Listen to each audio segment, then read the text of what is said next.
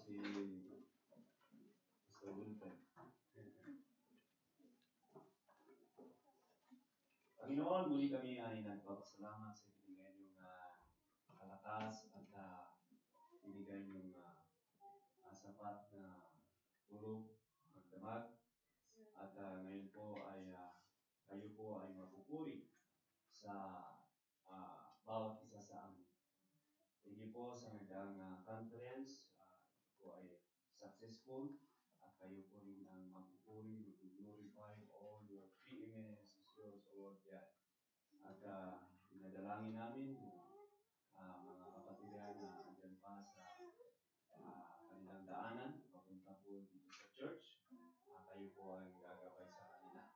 At sa mga mayroong pong karamdaman, kayo po ang magpapagaling sa kanila. Lord, bless us, Lord, even our speaker, for this, our first speaker, Evangelist Pulardo, give him wisdom and to us for the understanding, Lord God. Lord God, for your Holy Spirit, for the one who teach us, enlighten us. Thank you for your word, and thank you for the salvation that you died, you buried, you rose again the third day, and we have peace and hope, Lord. So, dinadalangin namin sa mga pangalan ni Jesus. Amen. Okay.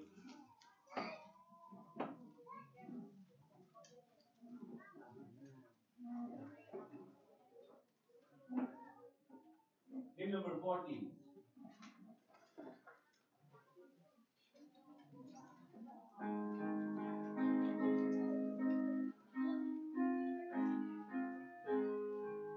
First verse, there you go. Aside your into the land, singing as I go, pointing of the glory to the things of God. Many arrows pierce my soul, but without beginning, but my Lord lifts me on, through it I must win. Oh, I want to see Him.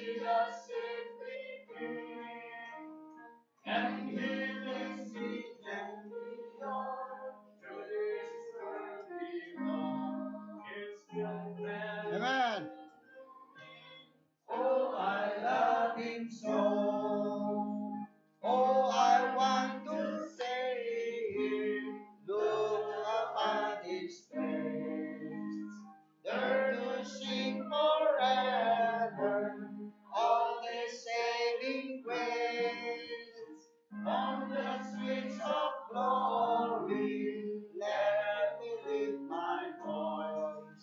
From past, home at last, ever to rejoice. Amen, amen.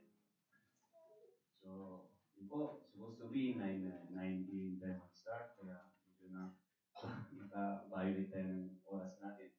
So, tawagin po natin ang first speaker natin, si Evangelist.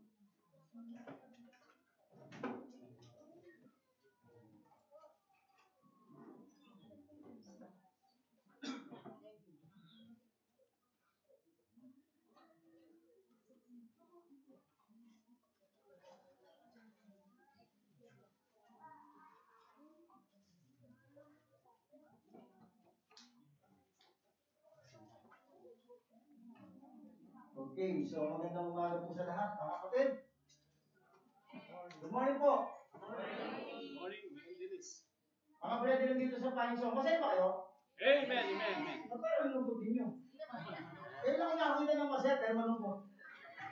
Hindi nga yan. Parang malungkot. Kumakanta tayo para sa Panginoon, parang malungkot ninyo. May mga problema ba kayo?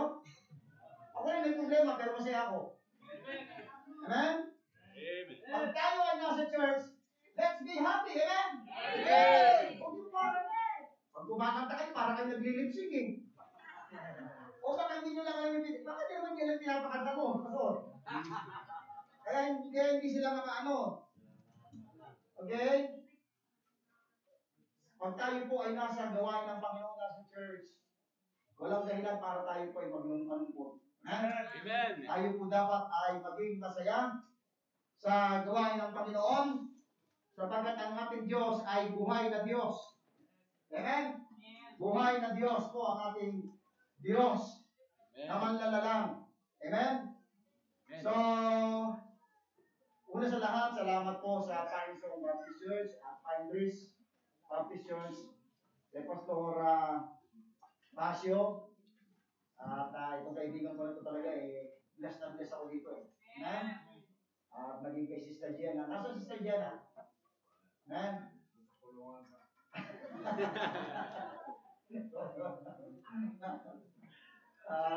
Salamat Pastor.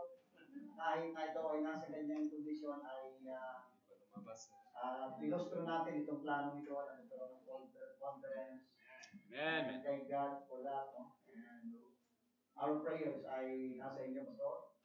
I'm looking forward na ikaw ay wala na dyan sa wheelchair na yan. Amen. And let's pray for this man. Alam kong gagamitin pa ng Panginoon itong likod na to. And thank you so much, Pastor. And Pastor Hubert, thank you so much. Talagang kayo ay salamat sa accommodation, sa napakagandang bahay. O I wish magdala ko ng ganun. Nagbiro si Mrs. Sabi niya, pilan mo, parang ariin nyo na parang inyo nito. Ay, amin ito!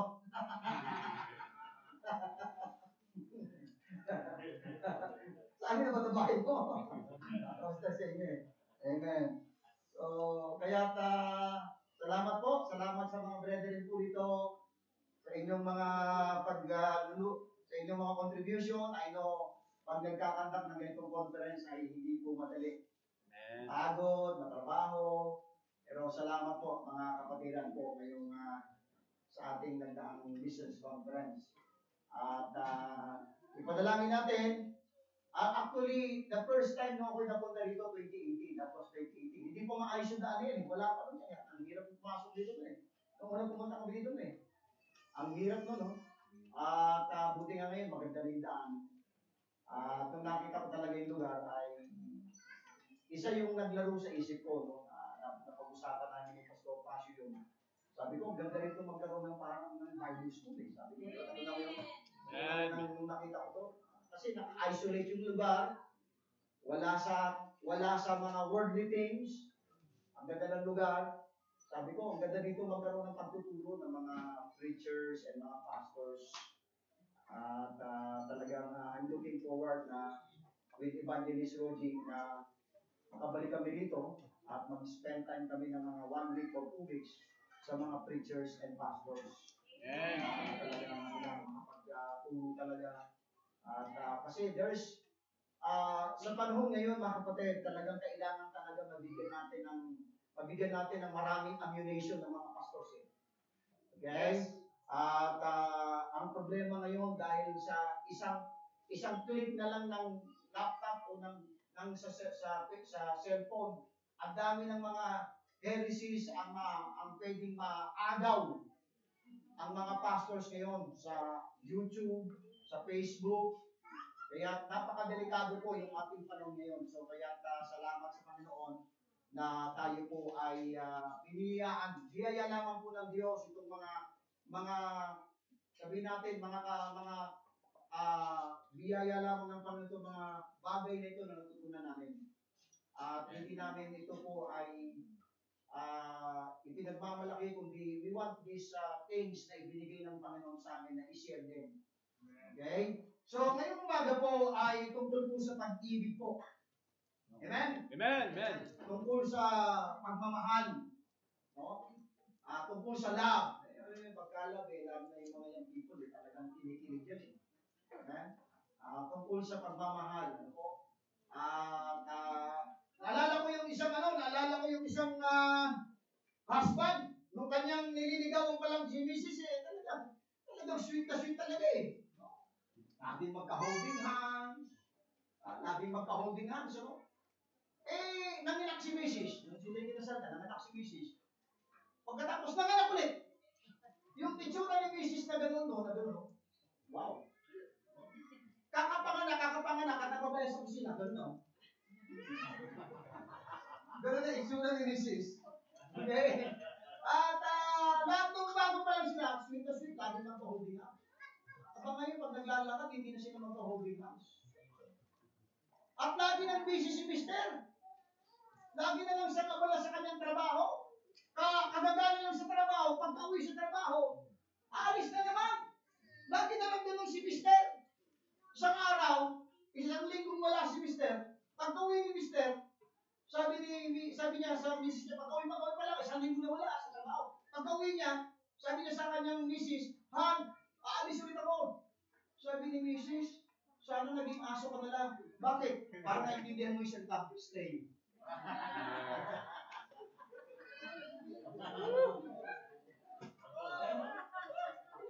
Stay. Amen? Alam niyo mga kapatid, tungkol po sa pagmamahal po ang ating Let's open our Bible in Matthew chapter 22. Matthew chapter 22 po. Matthew chapter 22 verse 37. Matthew 22 verse 37. Sabi po ng Bible, Jesus said unto him, Thou shalt love the Lord thy God with all thy heart, and with all thy soul, and with all thy mind. Let's pray. Nagilang Diyos na makapangyarihan po sa lahat. Salamat po, Panginoon, sa pribileyo na ibinibigay niyo po sa amin para po, Panginoon, kami po ay makapaglingkod sa inyo. Salamat po sa freedom na ibinigay niyo po sa amin para malaya kaming nakapagtitipon ng ganito. At alam ko na ito po yung unti-unting inaagaw ng kaaway ang freedom na ito, Panginoon. Pero salamat po na kahit sa panahon ng pandemic ay nagagawa pa rin namin, Panginoon, makapagtipon ng ganitong activity, makagawa ng event na ganito. At salamat po sa church nito, Pinesong Baptist Church, Pastor Hubert, salamat po sa kanyang buhay, sa kanyang wife, kay Pastor Pasio, sa kanyang wife, Panginoon, sa mga kapatiran. At Panginoon Diyos, ngayong umaga po, hinihiling namin ang inyong gabay sa amin, sa mga aral po ng inyong salita.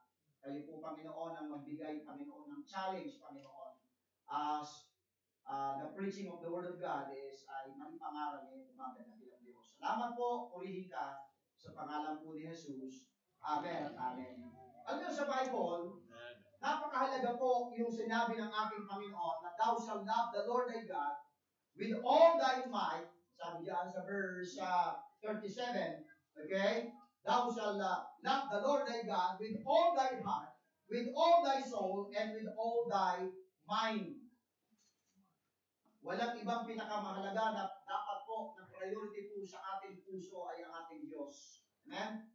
Mahalin natin ang Diyos, ang sabi ng Bible, ng buong puso mo, ng buong kaluluwa mo, at ng buong lakas at kaisipan mo.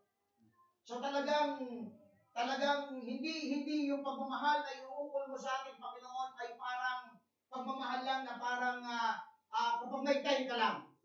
Hindi po ganoon. Ang pagmamahal na iuukol mo sa Panginoon ay hindi yung pagmamahal na kapag maganda lang yung sitwasyon ng buhay mo.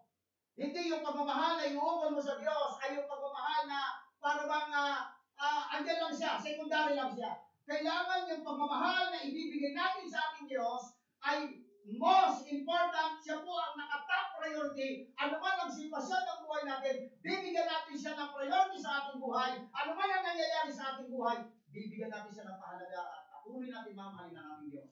Ano man ang nangyayari sa atin. Love God, ang sabi ng Bible. And then, ano pa po yung mga bagay na dapat natin mahalin po, sabi ng Biblia? Psalms 119. Mahalin natin ang Diyos, ang sabi po sa Psalms 119, verse 140,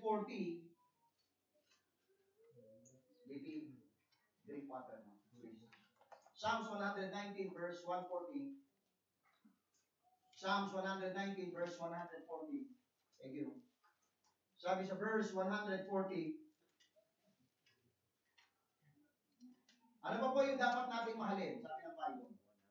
Thy word is very pure. Watch. Therefore, thy servant loveth it. Pangalawa na inuutos po ng Bible na mahalin po natin ay ang kanyang salita. Tanong, mga brethren po dito sa Pinesong at maging dyan sa Pine Breeze, dyan sa Kapatan, gaano nyo kamahal ang salita ng Diyos? Pag sinabi kong gaano nyo kamahal ang salita ng Diyos, dapat kung mahal yung salita ng Diyos, binabasa nyo ba yan? Binabasa nyo ba yan? Amen. Yang bang salita ng Diyos na yan, yung mga truths ba yan na nakikita natin sa banal na kasulatan, ay ating bang itong sinusunod?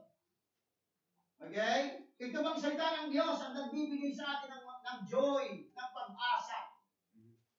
Napakahalaga po na mahalin po natin ang salita ng Diyos. Bigyan natin ng halaga. Okay? Salamat po ngayong umaga. Okay? Ay narito tayong lahat. No? At binibigyan natin ng halaga ang salita ng Diyos. At napakahalaga din po mga minamahal yung mga anak po natin. Yan, take that. Turuan natin umupo. Amen? Turuan ninyo umupo. Natuturuan yan eh. O, tinan nyo yung lohika. O yung aso, natuturuan. Ama, natuturuan eh. O, sit. O, stand. O, di ba? Natuturuan yung pusa. Natuturuan natitrain yung leon. Tama. Di ba? Yung elepante sa mga sirkus, di ba natuturuan sila? Mga hayop lang yun. Yung anak nila, hindi naman hayop yung tao yan eh. Tama ba? Kung yung mga hayop, natatrain, o kung ikatira sa akin na, ganyan talaga bata yan, malikot yan, hindi totoo yun. Nakikita po ito?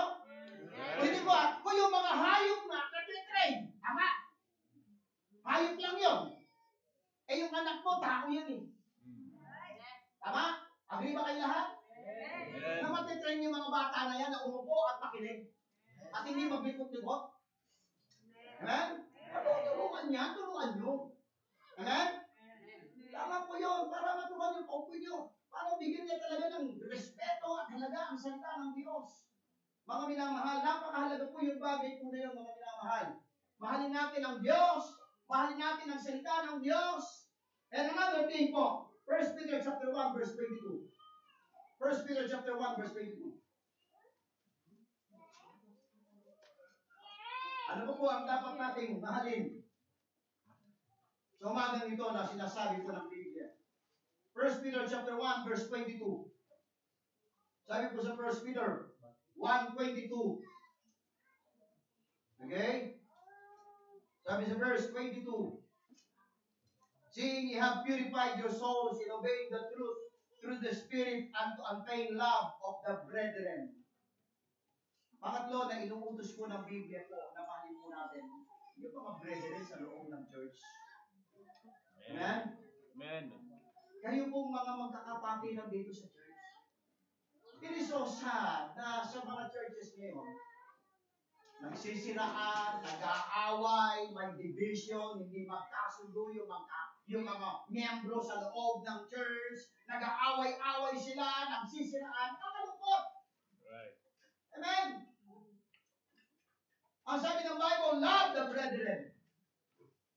Alin mo yung mga kapatiran na nasa church, magmalasakitan kayo, magmahalan kayo, mag-pray kayo one for another. Hindi yung nakangiti kayo magkaharap, magkatalikuran. Kung ano yung sinikwento ninyo. Ha? Naalala ko tuloy yung pastor eh. Nagpabunot ng ngipin. Apat yung ngipin na pinabunot niya. Medyo paglabas niya ng klinik, mahilo-hilo siya. Masakit. Katabi ng klinik, pastor, merong club. Beer house. Katabi. Siyempre, habang masakit-sakit yung ano niya, napagano siya sa pintuan ng beer house. Sinakit eh. Naku, tumayo si Mosang miyembro. Nakita si pastor. Hoy! Pastor! Ano ginagawa niya ro? Bakit kaya siya nandun? Ngayon, hindi ko na ngayon. Ano? Ito na! Si Chismosa! Humanap din ang Chismosa ang miyembro! Uy, abagang tipis. May chichika ako sa'yo. Tantang lang to ha. Diba? Tantang lang ha. Alam mo si Pastor? Nakita ko kahapon. Oo? Saan? Nandun siya sa may pintuan ng beer house. Ano ginagawa dito? Ewan ko eh. Pero nakita ko siya dun eh. Ay, gano'n? Oo. Pero, kung sasabihin siya, promise! Promise! Promise! Ito na ngayon. Tapos na yung service. Yung chinismisan. Yung pagkakachismis, eksakto. Walang bawas, walang kulang. Totoo naman, nakita niya eh. Nakita ko si Pastor. Ito ngayon, ito masakit yung pinagsalinan. Ito na ngayon. Maraming mga chismosa sa church. Bakit? May chichika ko sa'yo. Ano ba si Pastor? Nagpupunta doon sa bar. Ay, sigurado. Oo, meron nakakita eh. Ay, ganoon. Ganoon, ha? Yung kwento, nakita lang sa pinto. Ngayon, nagpupunta na. Ito may hindi pa eh. Nagpupunta sa church si Pastor. Tapos, ito na ngayon. Sinika ngayon sa isang chismosa ulit ang miyembro. Alam mo, may chichika ko sa'yo. Alam mo ba si Pastor? Palagi pumupunta pala sa bar. Ano nilipat na? Ano pumupunta sa bar si Pastor? Ay, ang bihira. Lagi pala siya pupunta doon. Sige kaya dinadali offering. Hindi dinadali offering sa bar. At na ngayon, pinagsalingan ulit. Sumali ulit sa iba. Ito ngayon. Uy, ano may chichika ko sa'yo? Bakit? Alam mo ba si Pastor? Merong babae pala doon sa bar. So make the story short, ito na yung huling chismis. Palipat-lipat. Ito na yung huling. Uy, alam mo, may chichika ko sa'yo. Bakit? Alam mo si Pastor? Meron pala siyang bar.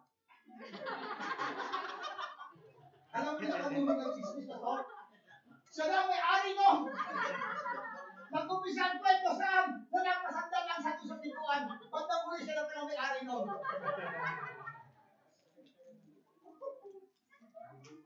It is so sad na yan ang nangyayari sa mga churches. Dinidestroy natin sa ating mga paninira, mga hindi magagandang salita ang lingkod ng Diyos.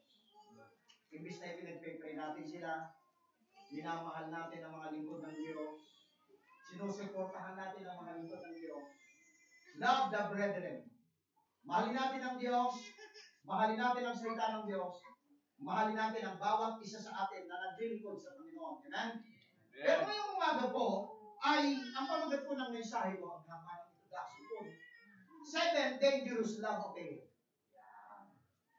Merong 7 bagay po na ipinagbabawal ng Diyos na huwag natin mahalin. At nakakalungkot na ipinagbabawal ng Diyos pero dito po tayo nakakonsentrate. Dito sa pagmamahal na to. Ano po? At siguro, JP, hindi ko na dala yung clicker. Ito na lang po eh. Hindi na naman. Ito na lang. Ito na lang po ang mag-click. Yan. So, number 1, ano pitong ano to? Number 1, sa 2 Timothy chapter 3, verse number 2, bilisan po natin. Po, bibigyan natin ng mahabang time po yung ating mensahero yung susunod po. No? Yung lang po yung 3 oras po dyan sa mensahero natin. Yan. Okay. Amen. 2 Timothy chapter 3, verse number 2. Bilisan po natin. Ito po yung mga pagmamahal na inuukol natin ay hindi nagbabawal ng Diyos. Kaya, 7 dangerous love affair. Mga pagmamahal na delikado. Pag dito mo ibinalik ang iyong pagmamahal. Ang sabi sa 2 Timothy chapter 3, verse number 2, ang sabi niya, for men shall be lovers of their own selves. Yan yung unang-unang ano eh. Huwag nating mamahalin. Sabi ng kanta eh, papasintabi sa mga patiran eh. Akan na lang ng konti, mahirap lang sandali ng word this song. Bisa, pagka-video okay, the greatest love of all. Ito masakit doon. Ito pinakamasakit doon. Learning to love yourselves. It is the greatest love of all. Mali yung kanta na yun. Learning. Hindi yung mahalin mo ang sarili mo ang pinaka-greatest love of all. Sa Bible, ang pinaka-greatest love of all, yung buhay mo, ialay mo sa iba. Amen. That's the greatest love of all. Kaya ang tao, mahal niya sarili niya masyado eh. Yan po yung unang pagmamahal na ayaw ng Diyos na mag-develop sa puso mo. For men shall be lovers of their own selves. Ang sabi ng Bible. At yan po ang okay? Romans chapter 12, verse number 3. Romans chapter 12 and verse number 3. Ang sabi po sa Romans 12:3 says in verse 3, for I say, through the grace given unto me, to every man that is among you, watch, not to think of himself more highly than he ought to think, but to think soberly, according as God hath dealt to every man the measure of faith. Alam niyo, kapag mahal mo ang sarili mo, masyado kang, alam niyo, kinikreate ng isang masyadong mahal mo sarili mo. Ito yun eh. Ayaw mong napapahiya ka. Ayaw mong nai-embarrass ka. Ayaw mong napapatatamaan ka sa mensahe. Yan yung mga madidevelop sa puso mo. Actually, sa Bible po, ang tinuturo ko ng Bible, deny yourself. Okay? Mali po yung slogan na nakikita natin sa television at saka sa mga billboard na love yourself. Hindi po. Actually, deny yourself. Right. Hindi natin dapat pagkatiwalaan tong flesh na to. Dahil ang flesh na to, kapag po minahal po natin ito po ang magpo-control sa ating buhay. Alam mo pa, another verse po. Ang sabi ko yan po, magkakaroon ka ng greediness. Yan po magiging end result kapag isang tao po ay mahal niya ang kanyang sarili. Magiging galit siya, magiging makasarili siya. Kasi pa niya masyadong sarili niya. Di ba? Ano po ang ating makikita? Selfishness. Okay? Magiging makasarili ka. Kapag mahal mo ang sarili mo, ayaw mong gusto mo lahat nasa iyo. Parang, kumbaga sa partihan, yung isang taong mahal niya sarili niya, maghahati tayo Sabi ng hati mo, hating kapatid hating kapatid ko. So ito na. 1 for you, 2 for me. Two for you, four for me. Bakit? Because you're selfish. Right. At alam niyo, isa sa mga dahilan kung bakit ang isang Kristiyano hindi matututong magbigay sa church.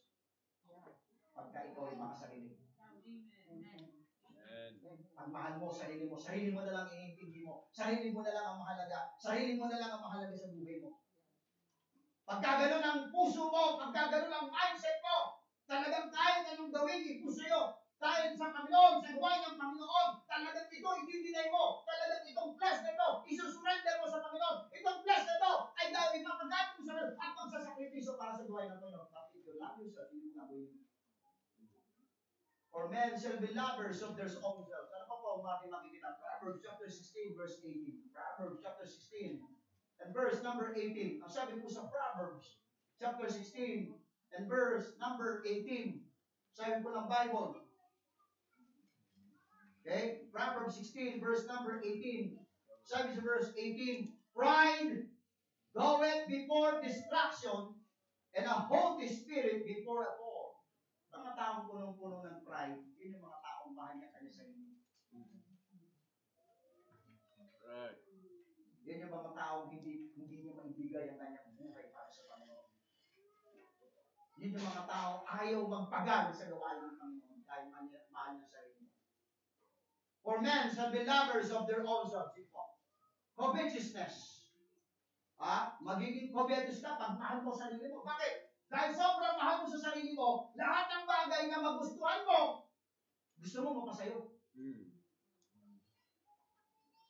Para tayong ang isang taong mahal niya ang kanyang sarili, parang manok pag kumahig, palaging papasok. Diba yung manok pag kumahig, palaging papasok. Walang palabas. Why? For men shall be lovers of their own selves. Number 2. Let's go to number 2. The love of money. 1 Timothy chapter 6. Ito po yung mga pagmamahal na ipinagbabawal ng Diyos. Pero may mga ganong tao, may mga ganong mga brethren sa church na mahal niya yung kanyang sarili. Na yan ang isa sa mga katangian ng mga last days. For men shall be lovers of their own selves. Hindi lamang yun eh. May mga tao na mahal niya yung kanyang, mahal niya yung pera. 1 Timothy chapter 6 and verse number 10. Amen? Sabi sa 1 Timothy chapter 6 and verse number 10. For the love of money is the root of all evil. Hindi sinabing the money is the root of all evil. Ang sinabi, for the love of money. Yung pagmamahal sa salapi. Maraming mga tao na pinapagalaw ng pera. Maraming mga tao na yan ang kanyang, yan ang kabuuan ng kanyang pagkatao, pera. Alam niyo ang tao, walang kasapatan po pagdating po sa pangangailangan sa pera. Tingnan niyo. Halimbawa, nakakita ka ng isang tao, wala siyang pera. Ito iniisip ng tao. Wala siyang pera pero sa bulsa. Sabi niya, kung meron lang akong 65 pesos, siguro masaya na ako. At ba, tradition daw, pag may 65 pesos lang daw siya, masaya na siya, makapag-Jollibee siya. Halimbawa, may laman na 65 pesos sa bulsa. Ito yung isip niya. Kung meron lang siguro kung mga 500 pesos, siguro makakapunta ako ng Baguio City para makapamili ako. Halimbawa, may 500 pesos sa bulsa. Ito yung isip niya. Kung meron lang sana ako siguro 2,000, siguro masaya na ako. Makakapunta ako ng Baguio City, makakabili ako sa sapatos, makakabili ako ng damit. Halimbawa, may 2,000 pesos yun sa kanyang pusa. Ito iniisip niya. Kung meron sana akong 100,000, sana makakagawa ko ng bahay, makakagawa ko ng bahay ko. Kung meron 100,000 niya, pero iniisip niya. Kung meron sana akong kalahating milyon, sana makakabili man ako kahit second hand man lang na sasakyan. Kung meron kalahating milyon yun, ito iniisip niya. Kung meron lamang ako 1 milyon, siguro makakabili ako siguro ng magkano sasakyan. Kung meron 1 milyon yun, ito iniisip niya. Kung sana meron lang akong 2 milyon yun. Kaya, walang katapusan. Kaya po ito? Tama po. Walang katapusan. For the love of money is the root of all evil. Kaya nga, yun po ang ipinagbabawal ng Diyos. Sige, JT. 1 Timothy chapter 6 verse 17. 1 Timothy chapter 6 and verse number 17. Sabi sa 1 Timothy chapter 6 and verse number 17, charge them that are rich in this world, that they be not high-minded, nor trust in uncertain riches, but in the living God who giveth us richly all things to enjoy. Ang sabi doon, charge them that are rich in this world. Yung mga tao, alam niyo, yung mga tao, mga mayayaman. It is so sad na bibihira lang yung mga mayayaman na open sa gospel. Karamihan sa mga mayayaman, lalo na doon sa mga subdivision sa Manila, ay, tell you, wala silang time sa ganitong Bible study. That they be not high-minded. Para bang akala ng tao na sobrang yaman niya, sobrang marami niya sa pera, parang akala niya ay mataas na yung kanyang, parang nasa taas na siya. Pero sabi diyan, nor trust. Anong sabi doon sa kayamanan na yun? Anong sabi ng Bible? Nor trust in uncertain riches. Bakit? Anytime pwedeng mawala sa iyo yan. In just snap of the finger of God. Yung pera mo pwedeng mawala. Yung bahay mo pwedeng mawala. Yung kotse mo pwedeng mawala. Yung ari-arian mo pwedeng mawala. Uncertain riches ang tawag ng Bible. Pero meron tayong riches na nakalaan sa langit. The love of money. Ano ba ang ating makikita po doon? Matthew chapter 6 verse 24. Sabi sa Matthew chapter 6 and verse number 24. Sabi po sa Matthew chapter 6 and verse number 24.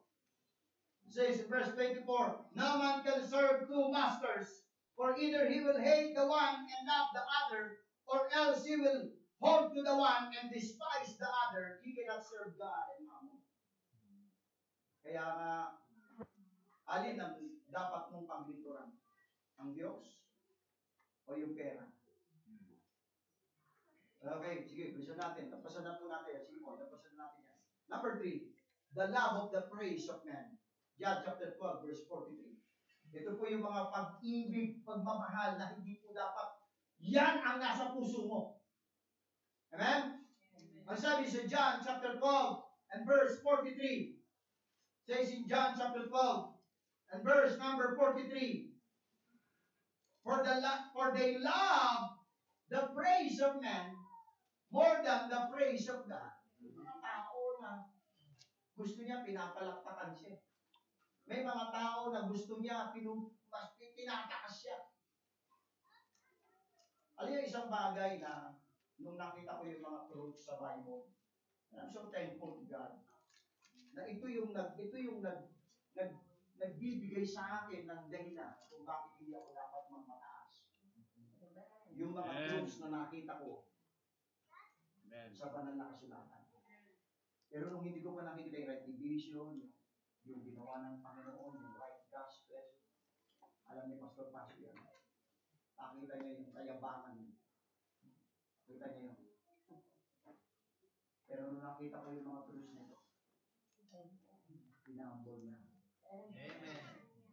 Amen. Glory. At ang doon ko nakita, hindi walang sino mang magaling sa atin dito. Amen. Huwag mong ipaghambog yung talino mo.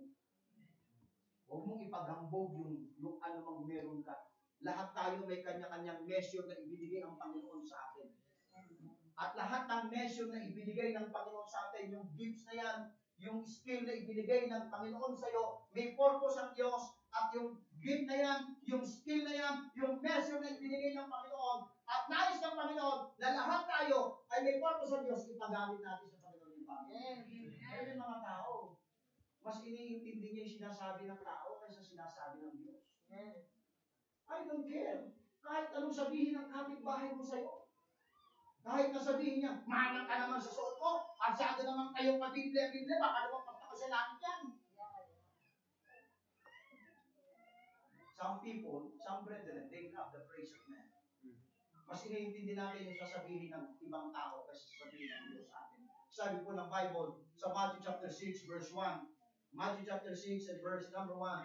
Ilabas mo na lahat yan. Yung inasa ko yan. Matthew chapter 6 and verse number 1. Matthew chapter 6. Last na pala yan.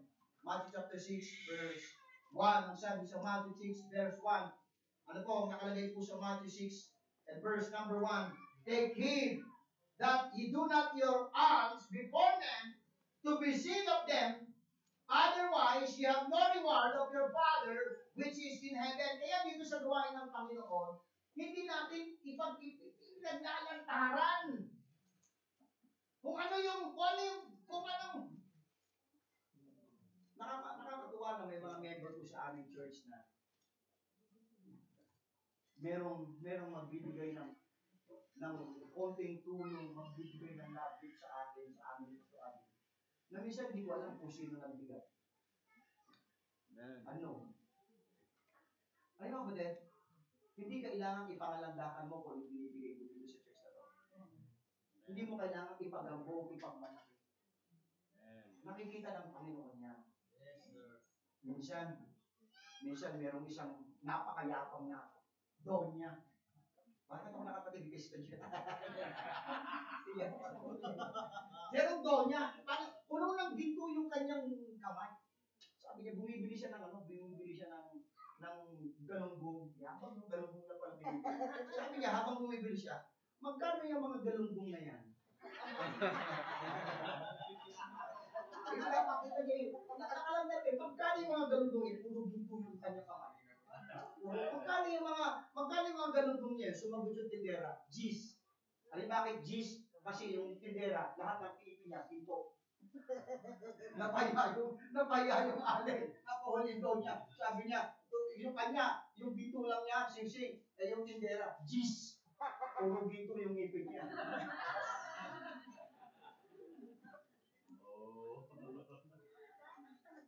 Ang sabi sa Galatians chapter 1 verse number 10. Galatians chapter 1 verse number 10. Pinapatawa ko lang kayo dahil mamaya ako magkakay sa susunod na preacher. Kinukondisyon ko lang sarili ninyo. Galatians 1:10. For I do not persuade men or God, or do I seek to please men? For if I yet please men, I should not be the servant of Christ. Amen. Hindi yung tao ang ating i-please. Pag tayo ay may ginagawa rito, ano man yung ginagawa natin dito, hindi natin ito ginagawa para kay pastor. Hindi natin ito ginagawa para sa isang kapatid. Ginagawa natin ito para sa Panginoon. Amen. Kaya hindi mo kailangan ipagmalaki para sa Panginoon pa rin. Amen? They love the praise of man. Number 4, love of the world. 1 John. Amen? 1 John chapter 2. Yan yung mga pag-ibig, pagmamahal na hindi po natin dapat nandoon sa ating puso itong mga pagmamahal na to. 1 John chapter 2 verse 15 and 17. Sabi sa 1 John chapter 2 verse 15 and 17 to 17. Love not the world. Liwanag mo. Huwag mong mahalin ang sanglibutan. Ano ba? Neither the things that are in the world. Hindi lamang ang sanglibutan ito, kundi mga bagay na nasa sanglibutan ito. If any man love the world, the love of the Father is not in him. Why? For all that is in the world, the lust of the flesh, and the lust of the eyes, and the pride of life is not of the Father, but is of the world. And the world passeth away, and the lust thereof. But he that doeth the will of God abideth forever. Amen. Huwag natin mahalin ang sanglibutan ito. Alam niyo, kapag po tayo po ay nagtuto sa teaching ni Paul,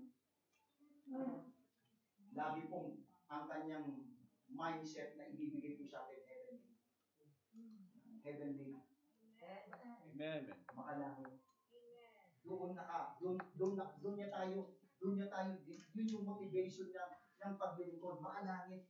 Hindi dito sa mundo ito. Kapatid, itong mundo ito, mawawala yan. Pero meron isang bagay na hindi mananatili sa atin. But he that doeth the will of God, abideth forever. Yung lahat ng mga bagay, pagdating mo sa kalangitan, hindi mo na mawawala at mabubura sa isip mo kung anong matapos mo sa daigdig. Mabubura sa daigdig dito. Lahat ng mga bagay na ginawa mo na walang kaugnayan ang Diyos. Di ba? Lahat ng bagay na ginawa mo dito sa daigdig nito, na walang koneksyon ang Diyos doon, lahat ng yon ay mawawala sa isip mo. Kaya pagdating mo sa langit, hindi mo na maalala, hindi mawawala sa isip mo, mabubulong na sa isip mo na ikaw ay isang summa cum laude. Mawawala sa isip mo na ikaw ay naging isang successful businessman, naging CEO ng isang malaking kumpanya.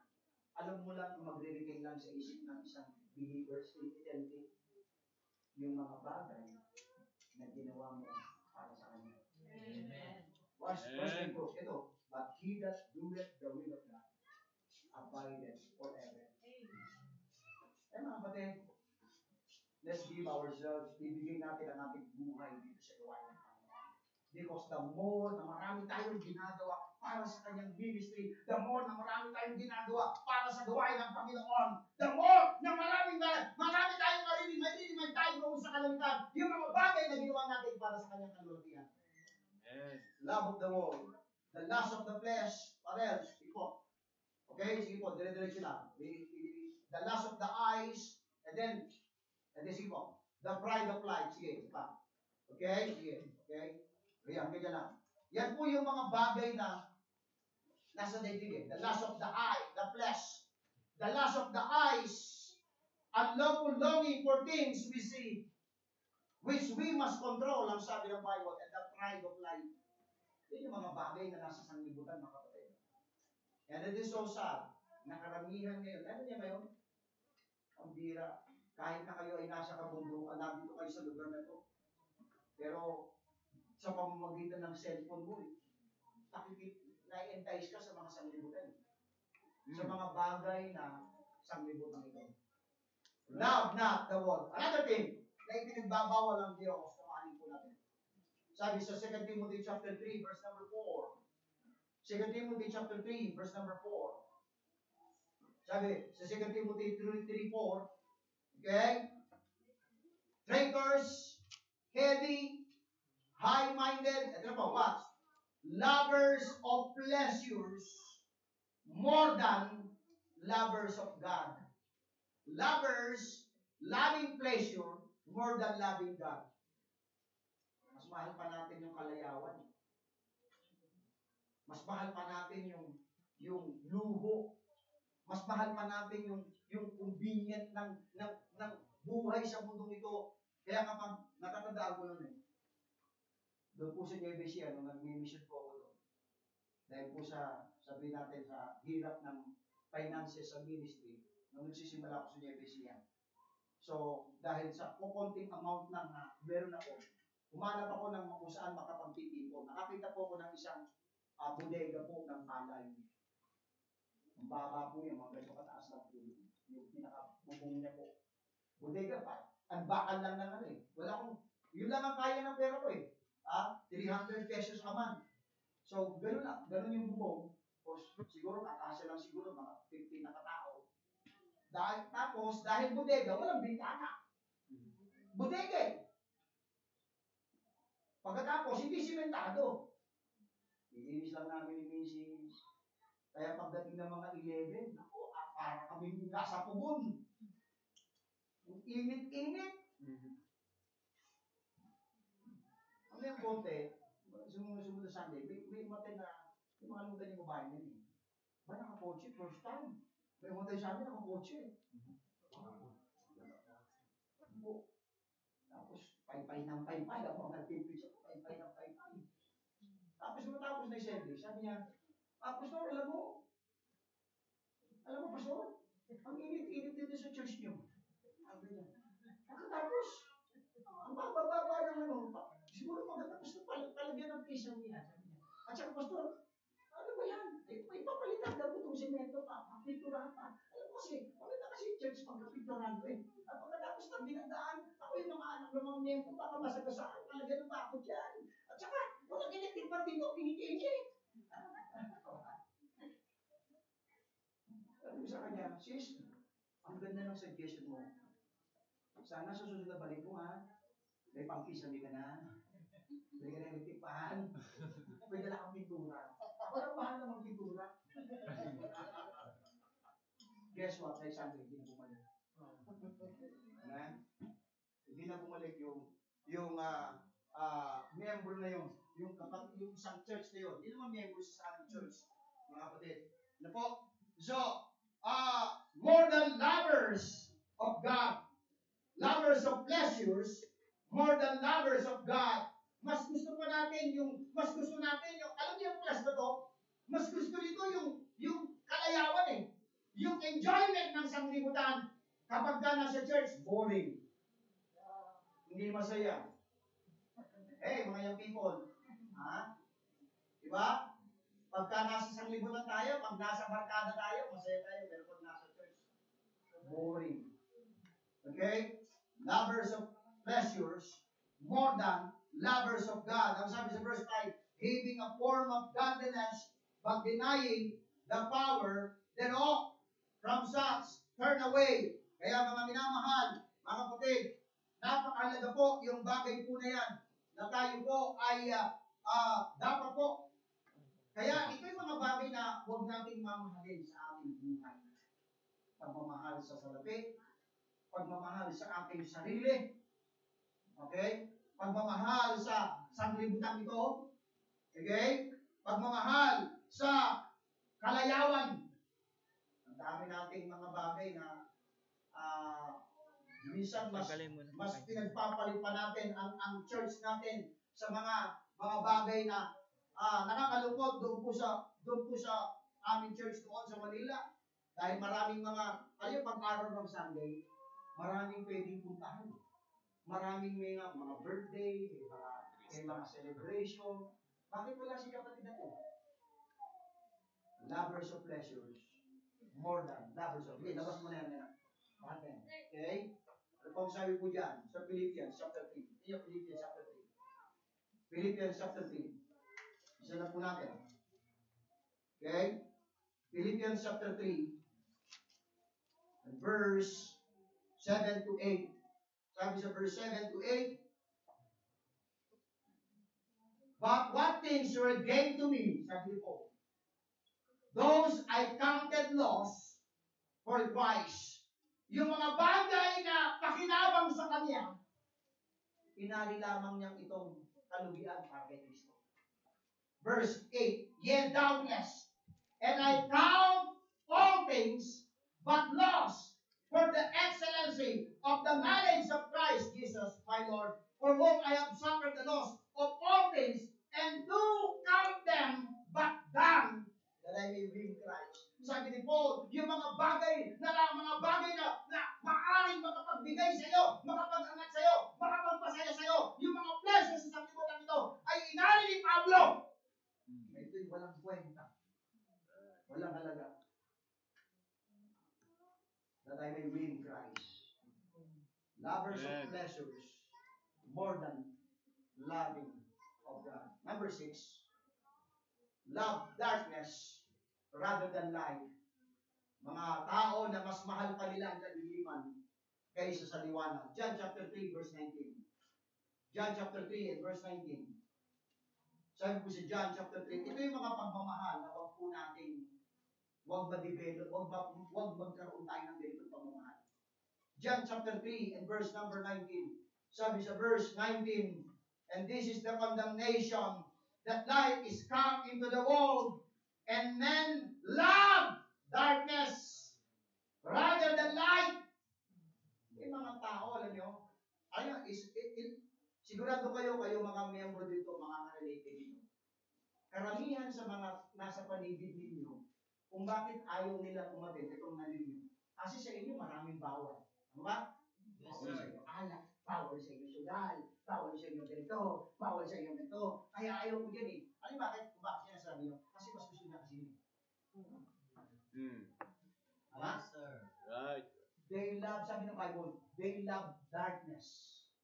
Mas gusto ng tao na nakatangkisaw sa kasalanan. Kasi nga naman, pag umatin siya dito sa church, matatamaan yung kanyang ginagawa. Yes, sir. Tama? Siguradong matatamaan siya sa preaching.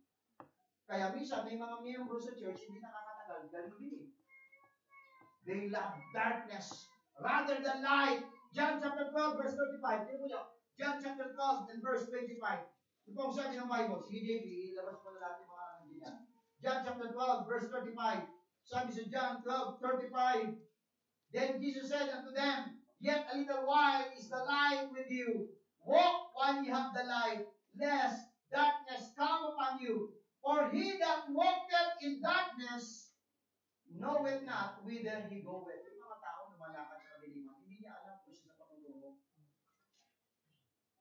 Kaya po sabi ng Bible, kaya po. Romans chapter 13, verse 12. Nilalampasan ko na yung mga ilang talata for the sake of time. Romans 13, verse 12. Ano po sabi sa Romans 13, verse 12? Sabi sa Romans 13, verse 12, the night is far spent, the day is at hand. Let us therefore cast off the works of darkness, and let us put on the armor of light. Minamahal. Yung tayo po ay, kung ikaw ay saved, makikimigin. Are you saved? Amen. Dapat nagmamanifest yung liwanag sa iyo. Dapat hindi na nakikita, hindi ka na dapat nakikita sa mga lugar na tinatawag ng Bible na darkness. Ephesians chapter 5 verse 8. Ephesians chapter 5 verse number 8. Sabi sa Ephesians chapter 5 and verse number 8. Yan po yung sabi sa Ephesians chapter 5. Verse number 8. Sabi sa Ephesians 5:8. For ye were sometimes darkness, but now are ye light in the Lord. Walk as children of light. Dapat tayo mga kapatiran dito sa church, sa tayo sa Baptist Church. Dapat yung testimony natin naglilingling ng liwanag ni Kristo. Tanong ko sa inyo mga brethren, pagka kayo ay nasa inyong mga tahanan, ang nakikita ba ng mga kapitbahay ninyo yung liwanag ni Kristo? Pagka kayo ay nasa paaralan, mga estudyante, ang nakikita ba yung liwanag ni Kristo sa inyo?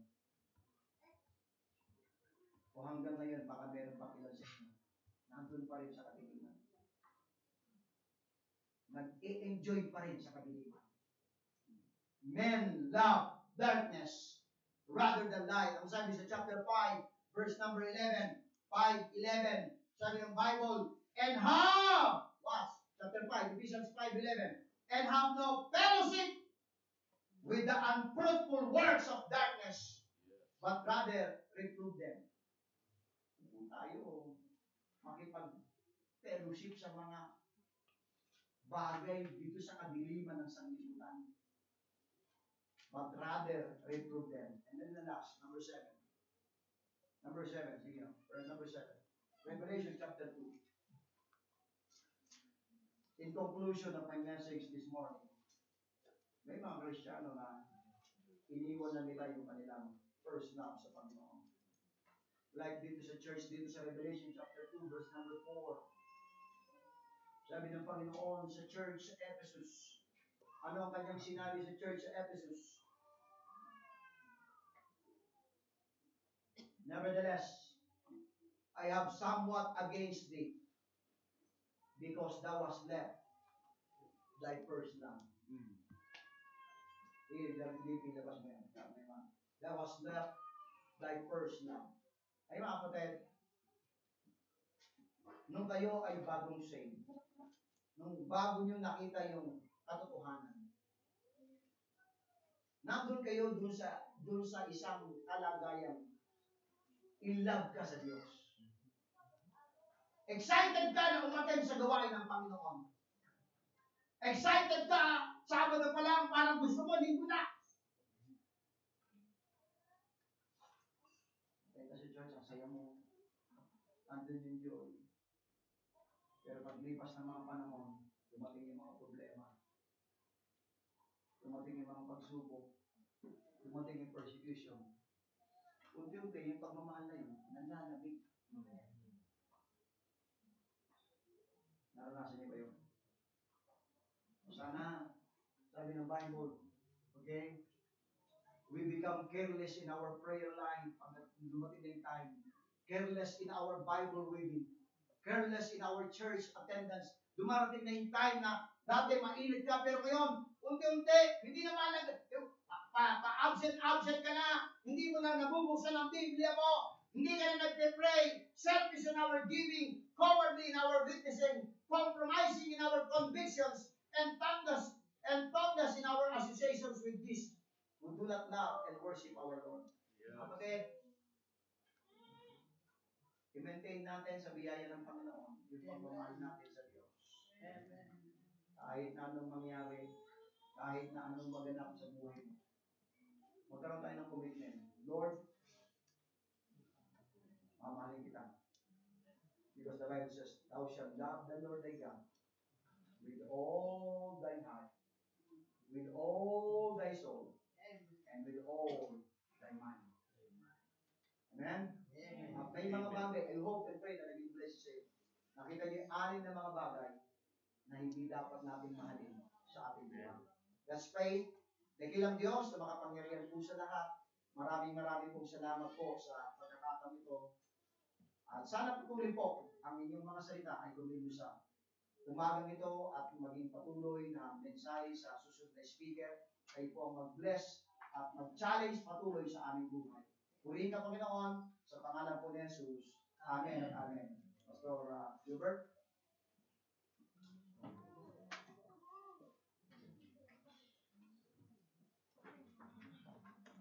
Okay, salamat po, Evangelist. At thank you for the